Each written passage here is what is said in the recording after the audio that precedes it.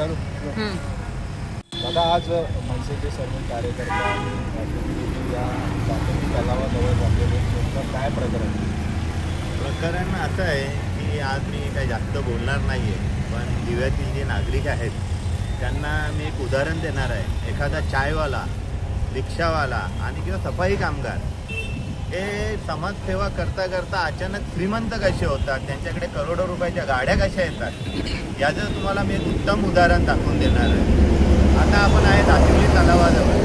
या तलावाचं जवळजवळ 18 कोटीच्या आसपास टेंडर काढलेलं आहे. तर या टेंडरमध्ये तलाव जसा आहे तेवढं सुशोभीकरण करून तो तलाव त्यांना जनतेसाठी खुला करायचा आहे. पण आज तुम्ही बघू शकता की काही शिंदे गटाचे माजी नगरसेवक आहेत आणि शिंदे गटाचेच जे इथले कॉन्ट्रॅक्टर आहेत, या लोकांनी तुम्ही बघू शकता, आम्हाला पूर्वी आम्ही आंदोलन केलं तेव्हा सांगितलं की तलावाची भिंती आम्ही हाय तिथेच घेणार आहे. पण आज कुठेतरी ती भिंत 12 फूट मागे घेतलेली आहे आणि रस्ता जो आहे तो वाढवण्यात येणार आहे येत्या काळामध्ये. आणि त्यांनी आम्ही त्यांना विचारलं, ते बोलले आम्हाला की संरक्षित भिंत भेटत नाही, हे भेटत नाही, पण हाय तिथेच आहे. पण तुम्ही बघू शकता जुनी भिंत तिथे दगडाची हाय तिथेच आहे, यांनी नवीन भिंत तिथे घेतली. आज रोडवरून इथून माप घेतला तर तो 12 फुटाचा अंतर येतो. 12 फुटाचा अंतर म्हणजे या रोडच्या अपोजिटला ज्या बिल्डिंग आहेत त्या बिल्डिंगच्या इथून आपल्याला एक रस्ता जातो, तिथे सिंगल रस्ता आहे.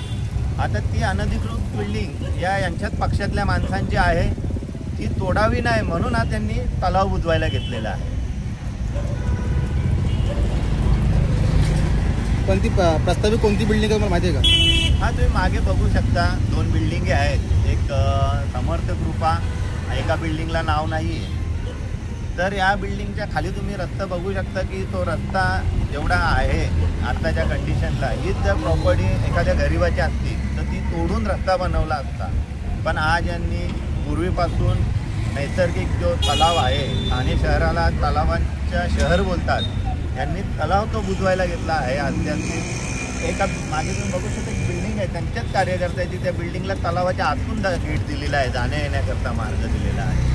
तर कुठेतरी यांचं हे एकदम गलिच्छ प्रकारचं राजकारण चालू आहे आणि दिव्यातील नागरिकांना विकासाच्या नावाने जी फसवणूक चालू आहे, तर हे मला त्यांच्या नजरेसमोर आणायचं आहे. कारण आता भांडून किती भांडणार, शेवटी प्रशासन त्यांच्या हातात आहे.